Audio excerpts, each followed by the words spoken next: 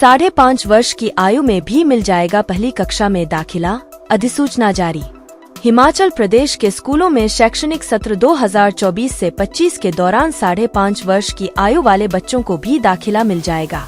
शुक्रवार को शिक्षा विभाग की ओर से इस बाबत अधिसूचना जारी कर दी गई है। 30 सितंबर 2024 तक 6 वर्ष की आयु पूरी करने वाले बच्चों को अभी दाखिले मिल जाएंगे। सिर्फ इस शैक्षणिक सत्र के लिए सरकार ने यह व्यवस्था की है। शैक्षणिक सत्र 2025 से 26 में 1 अप्रैल को 6 वर्ष की आयु पूरी करने वाले बच्चों को ही पहली कक्षा में दाखिला दिया जाएगा। इसके अलावा 3 वर्ष की आयु से अधिक बच्चों को नर्सरी, 4 साल से अधिक आयु पर LKG और 5 वर्ष से अधिक आयु होने पर UKG में दाखिले दिए जाएंगे।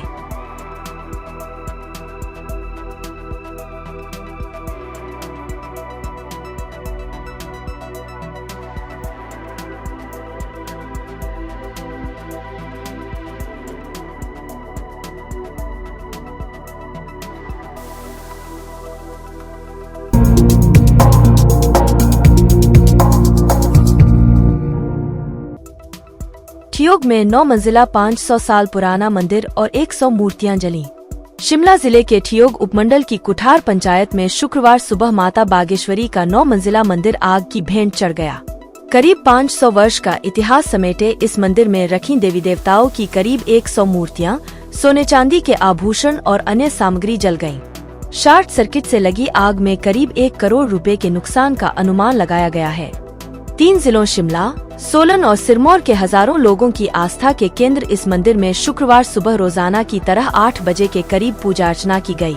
इसके बाद मंदिर के कपाट बंद कर दिए गए। सुबह करीब 9:30 बजे मंदिर से ग्रामीणों ने धुआं निकलते देखा। देखते ही देखते आग की लपटों ने पूरे मंदिर को अपनी चपेट में ले लिया और कुछ ही समय में मंदिर पूरी तरह जल गया।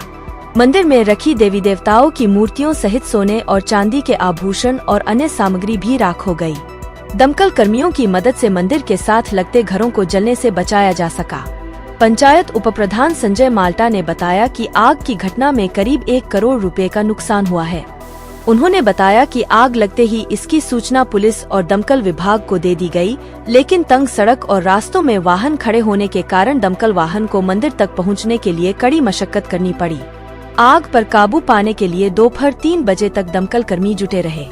मंदिर को जलने से तो नहीं बचाया जा सका, लेकिन साथ लगते घरों को जलने से बचा लिया गया। उधर DSP ठियोग सिद्धार्थ शर्मा ने बताया कि दमकल वाहन और कर्मी जब तक पहुंचे तब तक मंदिर जल गया था। उन्होंने बताया कि आग शॉर्ट सर्किट के कारण लगी है। साथ ही मंदिर में करीब 20 लाख रुपए के आभूषण और अन्य संपत्ति राख हो हुई है। आग पर काबू पाकर साथ लगते मकानों को सुरक्षित कर लिया गया है।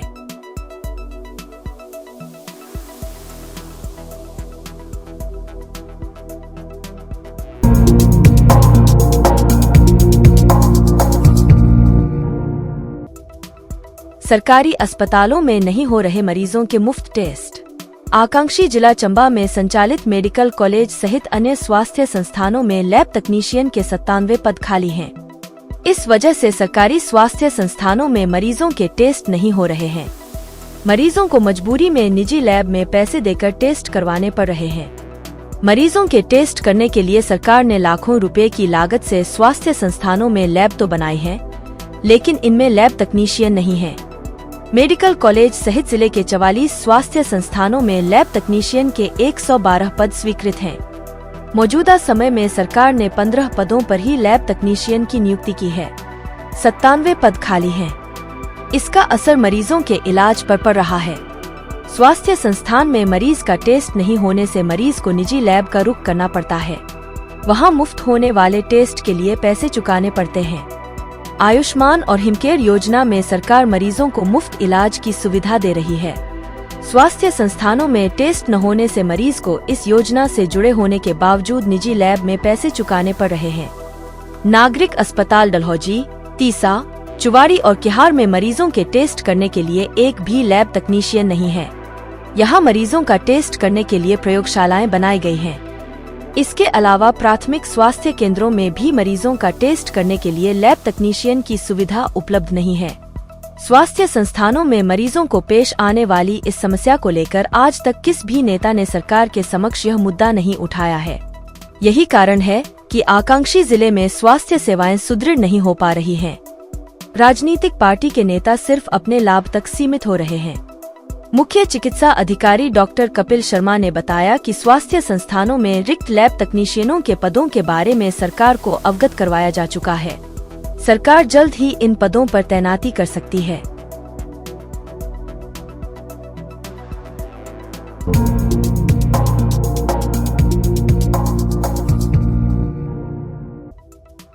वन मंडल चंबा के तहत वर्ष 2015 में 240 दिन के नियम को ताक में रखते हुए चतुर्थ श्रेणी कर्मचारियों को नियमित करने का मामला सामने आया है। इस बारे बोलते हुए मसरूंड निवासी ओम राज ने कहा कि विभाग द्वारा गलत वरीयता सूची बनाकर 6 मजदूरों को चतुर्थ श्रेणी कर्मचारी के पद पर नियमित किया गया। उन्होंने कहा कि उनके द्वारा इस बारे आरटीआई के माध्यम से जानकारी मांगी गई थी, जिसमें यह साफ दिख रहा है कि गलत वरीयता सूची तैयार कर नियमों को ताक में रखकर इन कर्मचारियों को नियमित किया गया है। उन्होंने कहा कि इस बारे उनके द्वारा मुख्य अरनपाल को लगभग 3 माह पहले शिकायत पत्र भी सौंपा गया था, लेकिन इस बारे अभी तक कोई कार्यवाही नहीं हुई है, जिसे देखते हुए उनके द्वारा उपायुक्त से भी इस बारे शिकायत की गई है। उन्होंने जिला प्रशासन से मांग करते हुए कहा है कि इस मामले की जांच की जाए और उन्हें न्याय दिलाया जाए। सर नमस्कार सर, मेरा नाम ओम राज है।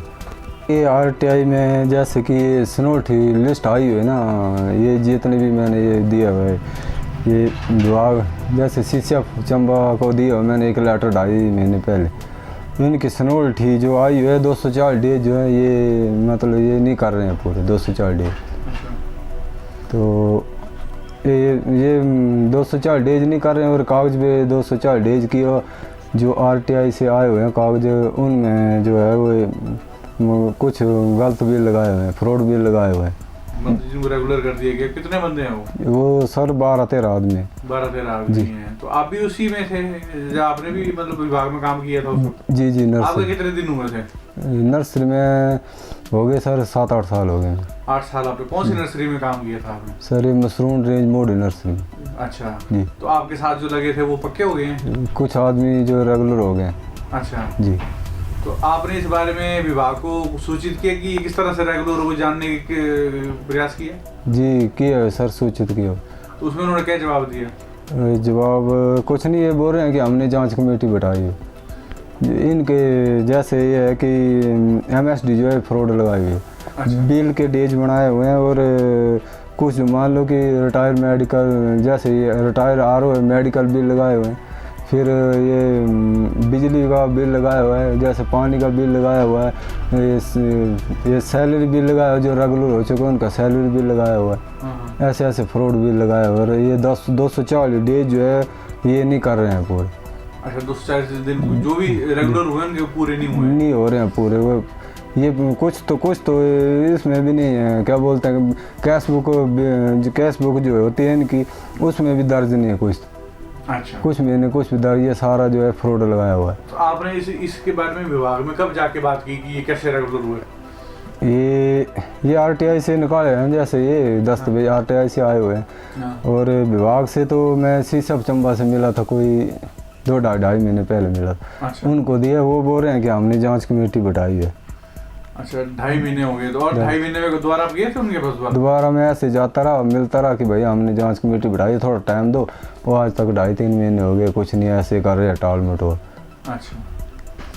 अब आप क्या करना चाहेंगे उसके बारे में कि क्या आपका अगला क्या स्टेप होगा? अगर वो जांच नहीं होती है तो आप क्या करेंगे इसके लिए? जांच नहीं होती तो मैं आज डीसी चंबा को भी दिया, एक मिला हूँ, उनसे भी मिला, ये दिए हुए मैंने कि ऐसा ऐसा मामला उनके ध्यान में भी दिया हुआ। अच्छा। और मैं चाहता हूँ कि आपके माध्यम से ये जैसे कि इनके वो कार्रवाई करे, विभाग कार्रवाई करे। तो आपका कहना है कि जो वन विभाग में जो रेगुलर हुए उसमें धांधली हुई है उसकी जांच होनी चाहिए? जी जांच होना चाहिए। और कागज जो है A to Z पड़े हुए हैं पूरे आरटीआई से निकले, ये साफ पूरा बता रहे हैं कागज की ये मामला है सारा फ्रॉड। तो ये जो कागज आपने जो आरटीआई से लिए तो ये आपने डीसी साहब को भी दी इसके बारे में जो सारा बताया? ये दिए नहीं डिटेल, तो 12-14 आदमी की पड़ी हुई है मेरे पास, इतनी फाइलें वो कहाँ देनी इतनी फाइलें। अच्छा। बाकी सारा कागज बिल्कुल साफ बता रहे हैं कि फ्रॉड किया हुआ है। अच्छा। मैं उपायुक्त चंबा से ये मांग करता हूँ कि इसके ऊपर कार्रवाई की जाए और मुझे ये इंसाफ दिया जाए।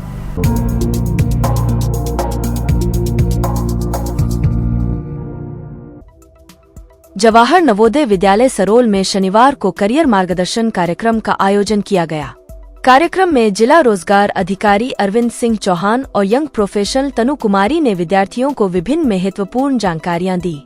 अरविंद ने उन्हें विस्तार से समझाया कि कौन से विषय में पढ़ाई करने के बाद उन्हें कौन से क्षेत्र में नौकरी प्राप्त हो सकती है।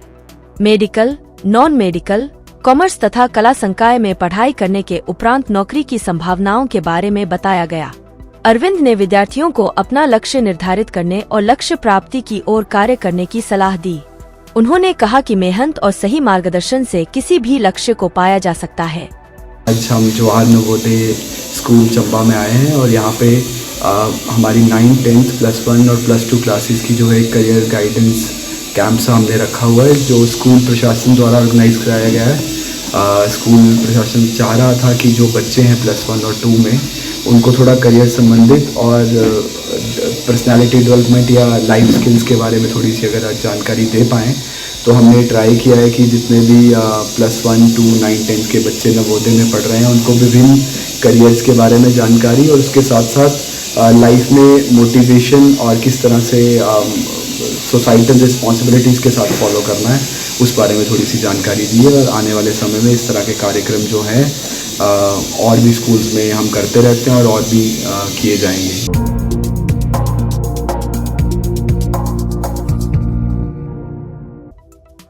चंबा जोत लोकल बस सेवा को पुनः बहाल करने की मांग को लेकर चंबा की मंगला, टपून, बख्तपुर, रठियार, बसोधन पंचायत के लोगों का एक प्रतिनिधिमंडल उपायुक्त चंबा से मिला।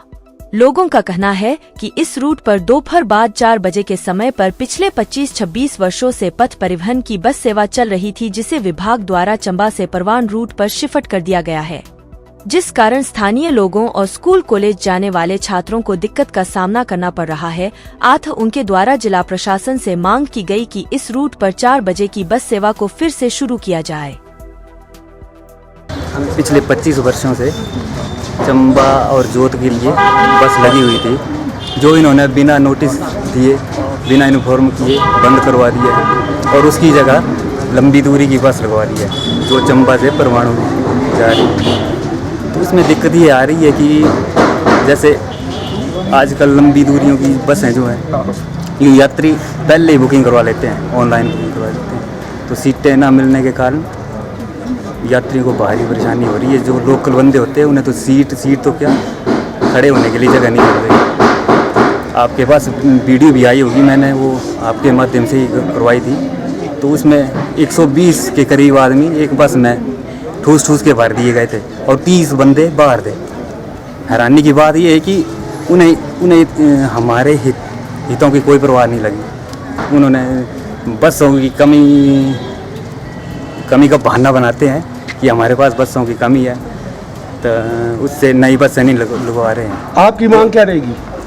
मांग तो सर ये रहेगी ना कि चंबा जोत जो बस है वो पुराने समय से ही शुरू करवाई जाए। इससे हमें कंप्रोमाइज़, इससे अलावा हम कंप्रोमाइज़ नहीं होगा, हम नहीं करेंगे।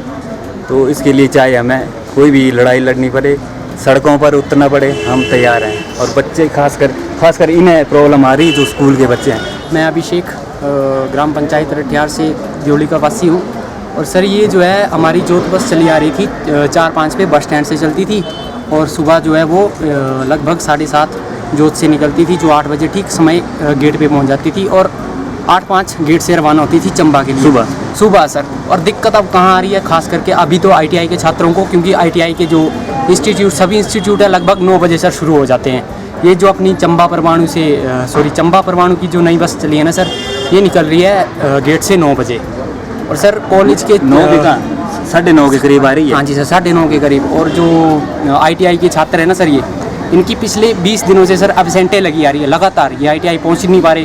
दूसरा मुद्दा ये है सर कि अब हमारे जल्द ही अप्रैल में जो है वार्षिक परीक्षाएं शुरू होने जा रही हैं।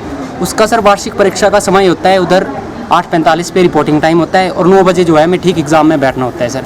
तो जोत बस जो थी हम ही सभी विद्यार्थियों के लिए जो है वो एक अच्छा साधन था 9 बजे पहुंचने का। सर जैसे ही बंद हुई, अब उसके बाद पेपर की भी सर दिक्कत आ जाएगी पेपर देने में, क्योंकि 9 बजे उससे पहले कोई बस नहीं आएगी सर। उसके बाद 8:30 खजियार आती है जो पहुँचती है 9:30, तब तक को एग्ज़ाम जो है स्टार्ट हो गए होते हैं सर।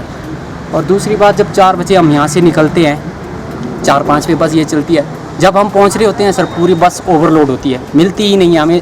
1.5 घंटा और इंतज़ार करने के बाद रात्रि वाली जो बस जाती है हमारी खजार, उसमें सफ़र करना पड़ता है सर। तो काफ़ी दिक्कत है विद्यार्थियों को, तो इससे बहुत परेशान है सर।